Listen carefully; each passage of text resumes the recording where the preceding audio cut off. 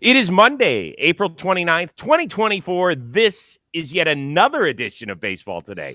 That is my man, Trevor Plouffe. I am Chris Rose, producer Dan along for the ride as well. First of all, shout out to Stephen Brault, who's great, whether he's filling in for me or for you. He'll be doing it again this Wednesday because Plouffe, as you can see, is on the road in Chicago. He'll have a day game later this week. How's your first road trip of 2024? 3 for 3, baby. Three games, 3 victories, although it came against the Angels, who played just a very bad brand of baseball. I think we're going to get into that a little bit later. But things are going well. Got in late last night to Chicago. No sleep. Talking baseball already this morning. Now I'm doing this. I'm fired up. Chris, you were trying to come at me before the show saying, wake up, sweetheart. I'm awake. I'm awake. I like it. And then you have to do a whole game later today. You going to be right. okay? I'm a hard worker, baby. Yeah, pace yourself. I'm doing what I love, Chris. I get to talk about baseball. That's all I do. Well, for the first time in a positive light this year, we get to talk about these guys, the Chicago White Sox. A tip of the cap to them. They didn't win not 1, not 2, but 3 games this weekend. Benintendi at the plate with Braden Shoemake on deck. Benintendi! Let's go! The White Sox walking off in the 10th. And for the first time all season, the Sox have won 2 in a row. Say it with me. Say it proud for all the haters. Southside, stand up. Say it with me. Whoa. Say it proud for all of the haters out there. Southsiders, stand up. Okay. There we go. We peaked the weekend of April 27th. There we go.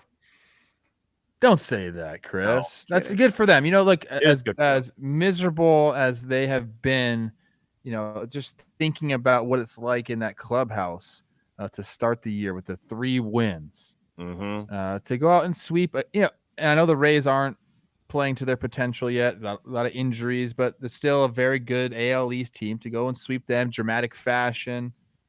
You got to give the boys some credit, and you are with the hat. You're right. Yes. Yeah, there you go. Good weekend for them. Good weekend for the Southsiders. We'll see how they do against your Minnesota Twins over the next 3 days. But we're going to start off with a pair of New York City first basemen. Congrats to Anthony Rizzo. Clubbed home run number 300 as the Yankees back-to-back 15-run outbursts as they took the series up in Milwaukee. And then the Mets, when they were wearing their City Connect uniforms, which I love, by the way, they ended up losing a series at home against the Cardinals. But Pete Alonso, home run number 200. He has hit the most big flies in baseball since he became a big leaguer back in 2019. He's now just 52 homers shy of Darryl Strawberry's franchise record. My question to you, does he ever get a chance to set it? Essentially, what's going to happen with the free agent to be? So obviously there's a lot of things that are going into this decision for the Mets. I think the main thing is for that. I mean, I think he's going to test free agency, and Juan Soto is going to test free agency. And I think their number one priority, I'm talking about the Mets here, is going to be Juan Soto. And Pete Alonso is a hell of a player, a guy that you 100% want on your team. I don't know if they'd be willing to do both of them. So it all depends on where Juan Soto goes. Now, in my mind, Chris, barring some crazy outbidding situation that Steve Cohen would have to do against the Yankees, I think Juan Soto ends back up with the Yankees. I think he's a guy they have to go get. Like they have to go, quote unquote, act like the Yankees and go get Juan Soto. He looks too good. It makes too much sense. They have to go get him. So in my mind, I'm playing out that scenario is going to happen. So Juan Soto is going to be a Yankee again. Steve Cohen can't let Pete Alonso walk. So to answer your question, yes, I believe he sets the all-time record. I think Cohen, he brought in Stearns to operate the team a certain way. You know, go find victories within margins. Let's not just go out and spend crazy on free agents like I thought that was Cohen's thing at the beginning. Let's just go get a team and start competing right away. He's realized now that you got to build, a pitching lab, if you will, develop your farm system, go and find these diamonds in the rough, make smart signings. But a guy like Pete Alonso, I think is just important for a franchise, like a fan favorite guy who you can, like you always say, buy their jersey and have it is very important to an organization. And I think he's not willing to have the backlash of missing out on Juan Soto and also letting Pete Alonso walk. So I think because the Yankees, I believe, are going to sign Juan Soto, I think Pete Alonso is going to be back with the Mets and then, yes, setting the all-time record. Yeah, he is exactly what you said, the Juan Soto consolation prize. I do think that the Mets are going to make a serious play, and I think they're going to make it much more difficult on Juan Soto than some people think out there. Right, Agreed. as of right now, the Mets have 6 players guaranteed under contract for 2025 at almost $130 million. So that's a lot of loot when you got to fill out the rest of your roster with 20 more players after that. So I think it'll be a challenge for the Mets to sign Juan Soto. And I think it'll be a challenge for Juan Soto to say no, because I think the amount of money that Steve Cohen's going to throw out there is going to be astronomical.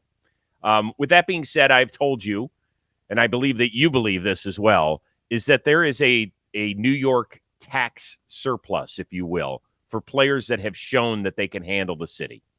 And Pete Alonso has done that beautifully. He really has. Now, some people will say, well, he's a first baseman. It's the least important position on the field. And outside of Pop, what does he give you? Maybe in terms of baseball-wise, you're 100% accurate. But in terms of what he means to the franchise and how he's handled the city, I think that is something that can't be calculated into WAR that you have to take into consideration when you're building a team, whether it's in Queens or in the Bronx. You don't find hitters like this just growing on trees, and it's not like he's 35 years old or something. He's going to be 30 at the end of the year. He's going to be 30, and maybe the bat speed goes down a little bit as he ages, but that's not anytime soon. This guy is going to be a beast for the foreseeable future, and like you mentioned, there's all these intangibles that come along with Pete, and he has endeared himself to that fan base. I don't know if he's going to be a Met for life because I don't know how long the contract is going to be to keep him there, but I will say I think he's going to re-sign with the Mets. With all that being said, he will not be a Met after this year because Juan Soto will be moving across town. You like that, huh? You really do. You think he's just going to – you think Steve Cohen's just going to make this exorbitant offer to him? I don't think he can help himself. I do not think he can help himself. I will be curious to see because doesn't Boris represent both of them? That I don't know. I believe so. I'm pretty sure that Boris. I know he does Alonso and probably Soto as well. Okay, yeah, he does. You're right. So I think that's going to be fascinating to see how that part plays out. Gosh, that's going to be so much backdoor this and that. How can that even I don't know. That seems like it shouldn't be able to happen. I know. Well, that's something I want to discuss with players one day is when you know that you are being represented by the same guy and you might be going after the same kind of money. How does that make you feel? Always wanted to ask guys about that. And I'm sure I'll have a chance. I mentioned the Yankees with 30 runs over the last 2 wins up in Milwaukee. Today they start the first of a 4-game series in the Charm City against Baltimore Orioles. That is going to be a blast for baseball fans, whether you root for one of those 2 teams or not. As for the Orioles, they're kind of limping into this. They lost 2 of 3 against the mighty Oakland A's. A's are on a nice run. Are they really better than we thought, or is it just a good few weeks? I think they're better than we gave them credit for. We were just talking about this on Talking Baseball. I think the season win total was somewhere in the high 50s, and we all took the under. I don't know if they're necessarily going to be that bad. The bullpen has looked great. That's been basically what's got them the series win against Baltimore. Some timely hitting as well. I mean, the offense isn't great. They're not going to score a ton of runs. The starting pitching isn't great. Paul Blackburn's kind of come back down to reality from his fast start. Mason Miller's been kind of, and Lucas Erceg as well. They've had some good performances out of their bullpen. And that's got them some victories as they've come back and like I said, had some good timely hitting over the course of a season. What are they going to be? A little bit better than we thought, but I don't think this is the start of some run where they're going to go and surprise the world and be over 500 or something like that. So I don't know if I guess necessarily answered your question. They're a little bit better than we thought. There's some young guys there that haven't really performed. I think they can get better. They haven't really gotten into the swing of things offensively, and so they might improve offensively a little bit. But overall, I'll just say that they're a little bit better than we gave them credit for. I think they're definitely better than we thought they were going to be, because I thought that they could lose 110 games, and I don't think that'll happen. Part of the fun part of my Cleveland Guardians getting off to such a great start the first month is people saying, well, I mean, come on, look at your schedule. You've played the A's. Well, that's correct. The Guardians have won 6 of 7. So the A's are 1-6 against Cleveland.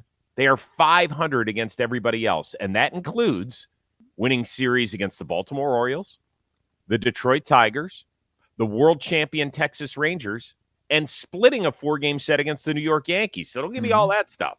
Like, we could, at the end of the year, we might look back and say the A's, who ended up losing 95 games, they stunk. But at this part of the year, they're playing well, and I don't know how they're doing it.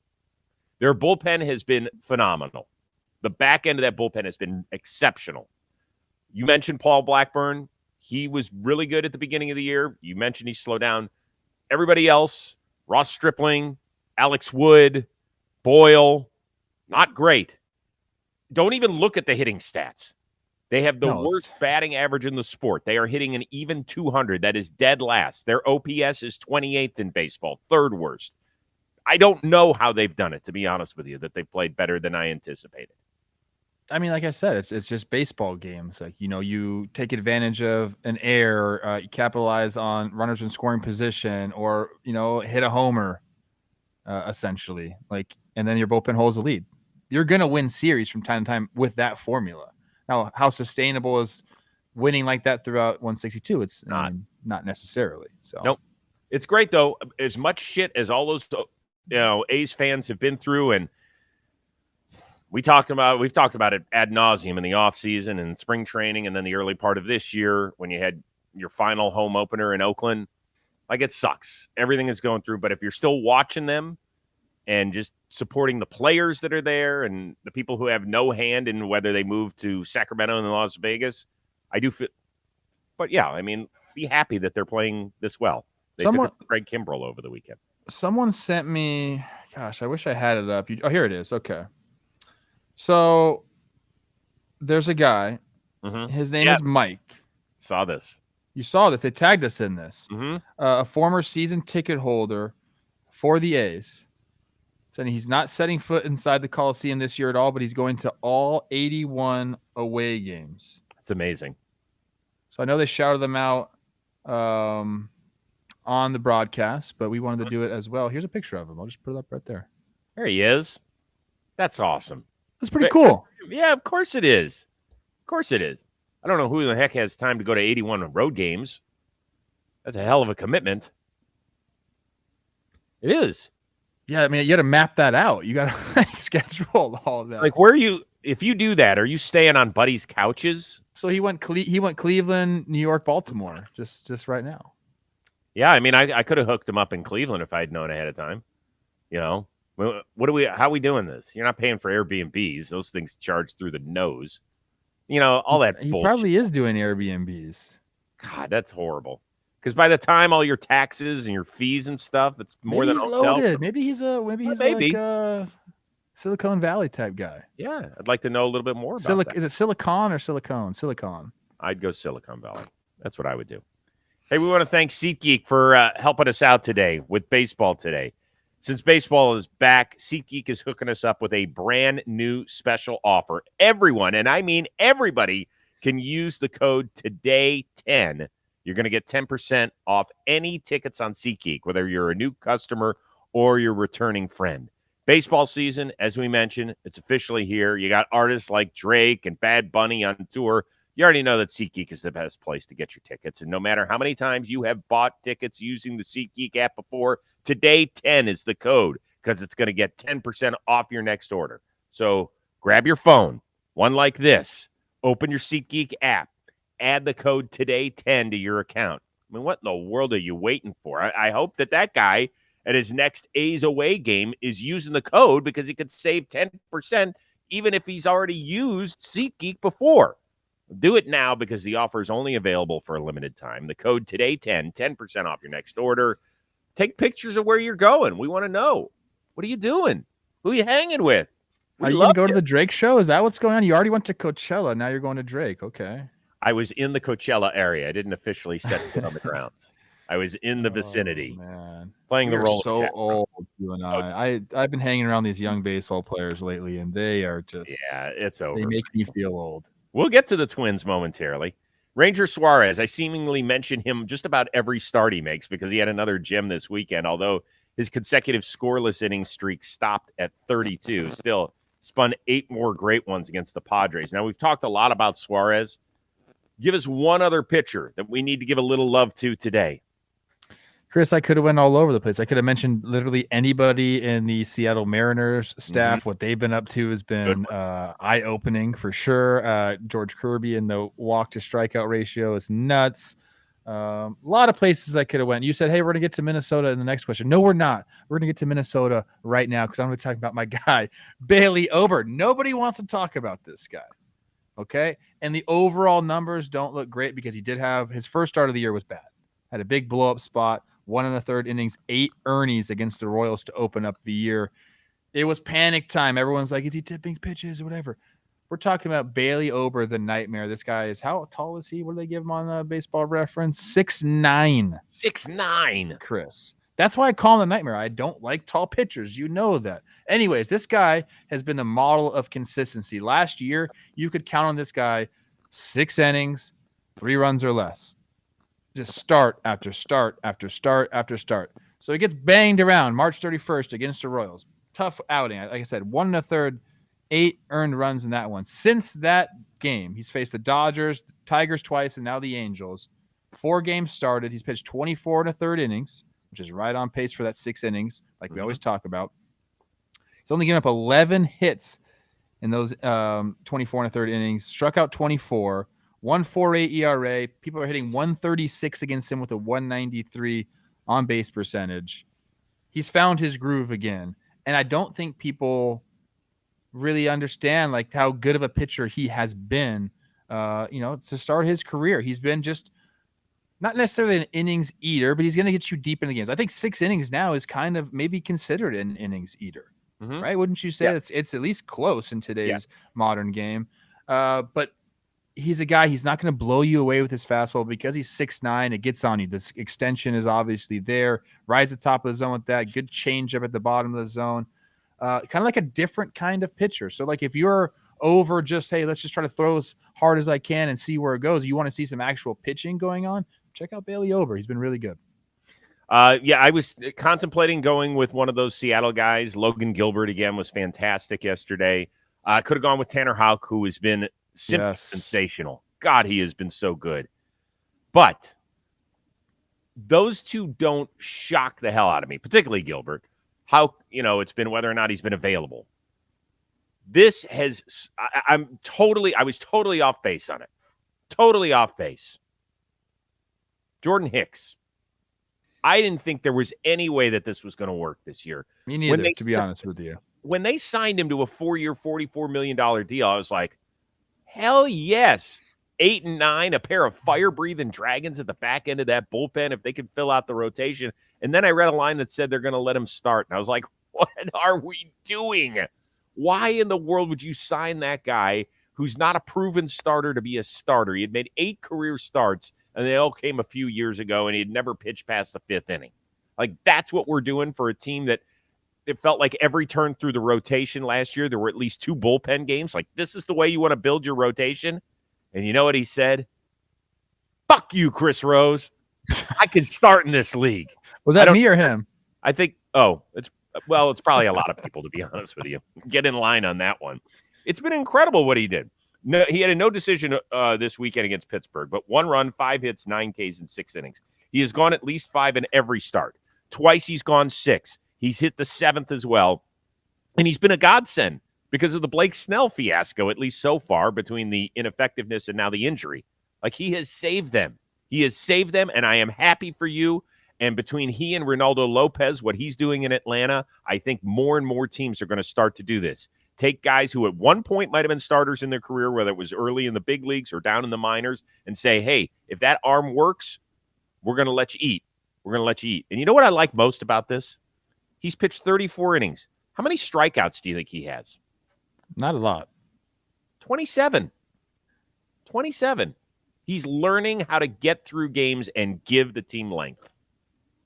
I love it. There's the league is littered with guys like this year. And you said, how do you sign a guy like that? We talked about the contract. If he becomes a starter, it's a steal. If he becomes a high leverage reliever, it's kind of par for the course, the money wise. So like it was almost like a win-win scenario for the Giants as long as he stayed healthy. We're seeing Michael King's doing it. Seth Lugo's been a guy that's been back and forth. The Red Sox have a couple guys that have been back and forth the rotation. And I don't know if it was this show or not that we talked about. That's the way pitching, I feel like, is going to end up going. We're going to have a bunch of guys on the roster that can throw 3 or 4 innings apiece. I think teams, if they could choose, that's what they would choose. Maybe a couple guys that are specialty guys, a back end bullpen guy that can give you, they'd even like that guy to be able to go 2 innings. But say you have a back end of the bullpen guy that can give you 1 inning. And then you have a few starters that can go a little deeper into the games, but everybody else throws 3 or 4 innings. I think teams would jump for joy if that was the case. And I think we're going to start to see more and more teams say, okay, this guy has the stuff. He's shown it in a relief role. Like, let's see if we can expand him, especially if you're getting a guy who's been a reliever in free agency. So the cost is going to be down. He's not going to get paid like a starter, but then all of a sudden, hey, let's make him a starter. Yeah. I mean, they're going to end up saving money. If this ends up working out, $11 million a year for a starter who's been closer to the top of the rotation than the middle of the rotation so far. But the difference here is, from what you're talking about, and I agree that I think that that's the way it's going to go, is that he is working into the 6th and 7th. He is, yeah. And I don't think he's pitched less than 80 pitches in a game, so he's throwing his pitches. He's done a great job. Next time that we have Logan Webb on the Chris Rose rotation, I want to ask him whether, how surprised he is that a guy like that has been able to make this move so seamlessly. Because I think everyone's surprised, even the most Jordan Hicks, I don't know what I'm trying to say. Ardent Jordan Hicks fan, is that supporters? Like, they have to be surprised at the success that he's had and the ease that he's made this transition. Yeah, good for him. Good for him. And now we've arrived. Even though you kind of spoiled the story a little bit with Bailey Ober, I'll let you live with that. Your Twins have now won a league best 7 in a row. They are over 500. Is it because they've beat up on inferior teams, or is this the real Minnesota? I think it's both. I think they've definitely beat up on inferior teams. I mentioned earlier in the show, the Angels played abysmal baseball against the Twins. Defensively, I kept saying, I just want to see the look on Ron Washington's face, because pop-ups were being dropped. There was no aggressiveness on defense, base running mistakes. It just didn't look good. It just really, really didn't look good at all. So I think, yes, they've beaten up, on the White Sox. I know they just swept the Rays, but they were not playing good baseball against the Twins when they got swept for 4 games. The Angels played horrible baseball. At the same time, this is more of the offense we kind of expect. Maybe not to this degree. They had back-to-back 17-hit games. Eddie Julian's going to be a hitter. Ryan Jeffers is going to be a hitter. This entire time, Minnesota has been basically without, their 3 best offensive players. Not 3 best, but 3 of their best offensive players. Royce Lewis has been out. Carlos Correa is coming back today. Max Kepler just got back at the beginning of this 7-game win streak. He's completely changed the outlook of the offense.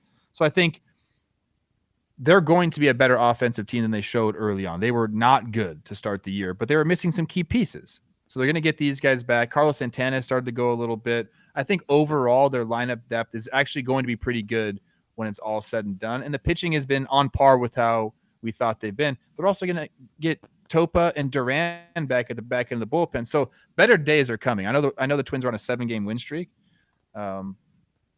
It's more of the team I expected them to be, at least. But they are, I'll say this about the Twins. They're walking a fine line with their depth. And I was hoping they'd go out and get another starting pitcher during the offseason. They didn't do that. I was hoping they'd go out and get Rhys Hoskins to play first base for them. They didn't go out and do that. They have Carlos Santana. He's performed as of late. So I think they're going to be good, but I think their depth is going to be an issue throughout the season unless everyone can just stay healthy. Okay. I usually don't like to rip on schedules because you know what? You end up playing everybody. Like, it's not, this isn't like the NFL where 3 games are different than your divisional opponents. You're playing the same exact schedule. So I don't care. It just so happens that you got two of the three worst teams in the American League in back-to-back series, and now back-to-back-to-back, because now you're playing Chicago for the second time in 3 series. Now, if you want to look ahead and say, I would like to say I will judge the Minnesota Twins by the middle of May, because after this, you're going to have to play Boston, who's been way, way better than I anticipated, particularly with all of these injuries. Maybe the most impressive team in baseball, what they've been dealing with. Possibly. 4 against Seattle after that, and we know what Seattle's pitching staff has done. Toronto, they're up and down. They can't figure out who they are. They kind of piss me off. The Yankees, and then Cleveland. And, through May, I'm going to give you an answer on the Twins. I think it was good news for them that they got 17 hits yesterday and not one went over the fence. I think that's because it feels like for the last few years, it's either homer or nothing for this franchise. They still kind of operate that way. I've been mentioning that on the broadcast. You'd like to see a couple guys, just really put the ball in play. Like Ryan Jeffers has shown a advanced approach, like 2 strikes. He's kind of settling down and has a kind of a different swing. But you're right. I would like a more balanced approach from them. Okay, get to the important stuff. This frickin' sausage thing scares the hell out of me. All right, so we saw this the other night. Here's Carlos Santana catch it. Everybody's like, what? Did he just go down the 6th row at Gelson's or something like that? Here's Rocco Baldelli attempting to explain what the hell the home run sausage is. The thing hasn't been refrigerated in many days, and there's no doubt that when that thing opens up, whoever's touching it is in deep trouble. Like that thing is there's no doubt in my mind that we are carrying around something that is very, very unhealthy to the human body. Yes, Rocco. I was there right next to him when he was saying all that stuff. Have you seen this thing?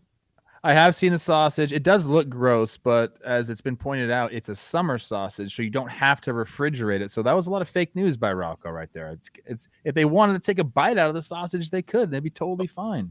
Hold on. So you're saying that when that thing opens, you would be willing to eat the sausage? I mean, I'm not like really part of the team, so I don't think I need to do it. But I think I would. You would? Look, I got a bunch of Minnesotans in my phone here telling me it's a summer sausage. That means it doesn't need to be refrigerated. So it's not going to get me sick. Okay, so you're telling me that you would be okay with it. You'd be like, yeah, no problem. Here, slice me off. Do the old Crocodile Dundee thing from I would take a bite. I would take a bite.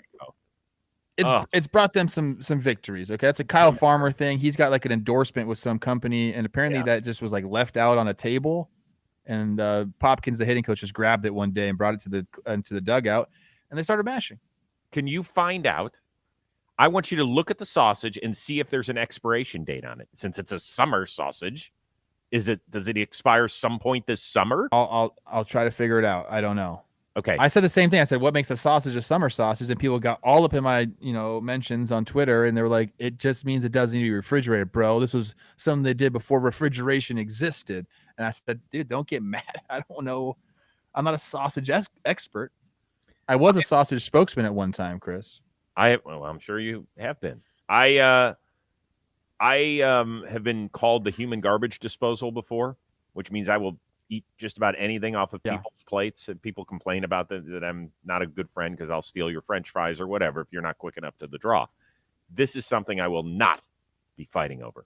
I want to hear from people in our comment section, in the chat, whatever. Let us know whether or not. And I want you to, this is your homework assignment tonight. Take a picture of the expiration date. Find the sausage in the visitors clubhouse tonight and take a picture and post it. Okay? Okay, sure. That's it. I want to talk about 2 other things very quickly. One was the Aaron Judge slide in Milwaukee where he put up his oven mitt and Willie Adames' throw knocked right off of it. They didn't call interference. And then afterward, the crew chief, Andy Fletcher, said, yeah, they blew it. Is Aaron Judge going to have to change the way he slides now? I mean, I used to throw my arm up too when I slid. So like I know he tends to do this on all of his slides. It's right. I think it like can actually be interpreted as interference. Like you are throwing your hand up there. Like it is. just because he does it every single time doesn't mean like you should be doing that every single time. And again, this is coming from a guy that did it. I don't think I was that boisterous with my arm way up there, and I also am a massive person. Yeah. Huh? You also weren't 6'8". Exactly. So I don't know, man. Like, yes, if I was judged, get your hand out of the way. It's not good for you either, dude. Yeah, exactly. What happens when he breaks one of those digits? Yeah. Like if he slides in and O'Neal Cruz or Ellie De La Cruz is throwing the ball next. Exactly. I mean, that could, here's the thing. And he's been doing his entire career that way. I understand it, but everybody had to relearn how to slide into second base too. It's part of the deal. The other thing is Wyatt Langford, congratulations to the Rangers rookie on his first show homer. Unfortunately, he couldn't enjoy it with a trot around the bases. He had to sprint in just over 15 seconds to get home against the Cincinnati Reds. Doesn't that suck that that's the way his first show homer goes? I don't think he cares. I think it's a homer's a homer. Yeah, you want the highlight of you, like a big one where you know it's gone and bat flip. He'll get plenty of those in his career. The guy's got real deal pop. I don't think he cares. I think he also had an infield hit for his first hit, so he's got the two weird ones to start his career. Yeah. Did you ever hit an inside the Parker? I forgot. We talked about this. I don't think so. I was not that fast. I know you got to go to the right park, the right part of each park. I didn't hit one. My old buddy Millar, he hit one in Fenway and at Wrigley Field. How do you hit one at Wrigley? I know. I think Sammy Sosa forgot about the ball or something like that. Did it get stuck in the ivy and they played it or something? I think it might have been his first home run. I'm not. Yeah, that's not. So they showed a graphic on LB Network about that. It's happened a bunch of times. Dansby Swanson's first inside the park or homers inside the park. Yeah. There's been a few guys in Major League history whose first hit was an inside the park home run. Now that would be bizarre. Yeah. Baseball's such a weird sport, dude. It is. It is weird. Rays put out their City Connects. Do you want to grab a quick look at them? Vibrant expressions become the art of connection. Okay, well, we're skateboarding to the park. Yeah, let's just fast forward to the... Here we go, Dan. Just give me the unis. All right. Oh. Can I kick it? We got... A little bit... Is that the logo? Like a little Guy Fieri meets Tampa Bay? Vibrant Interesting. Okay, well, we'll do a better job with that tomorrow. We'll get it. Afrocentric living is a big shrug. Weekend, so okay. Oh, they're purposely hiding it in these. I like those are that's what I love. I love a plateau. I was in on the Men's City Connect. The freaking helmets, the matted helmets, the palms, pelicans, waves, and breeze. Beaches, smiles are home unique. Go sell the helmets. Daring. All right, you're back tomorrow, right? Beaches, smiles are are just wearing the sleeveless. Home unique. That was like daring individuality. Kind of look like who is that? Equipment manager. I think they had like a tattoo artist or something. Yeah. Why the flames? Vivid personalities, surreal for real, Whoa, eclectic energy, electric, cool. Eccentric, unconventional dimensions, and, blue hues, cumulus collisions, soaring through the sky. Rays are just our grit and glow. Flame. Perhaps. Enjoy the call tonight. We'll all be listening. You've been doing a bang-up job. You've been crushing it, as always. So for our one-of-a-kind producer, Dan Rourke, and the uber-talented Trevor Plouffe from the Windy City, I am Chris Rose. We will see you Tuesday on Baseball Today.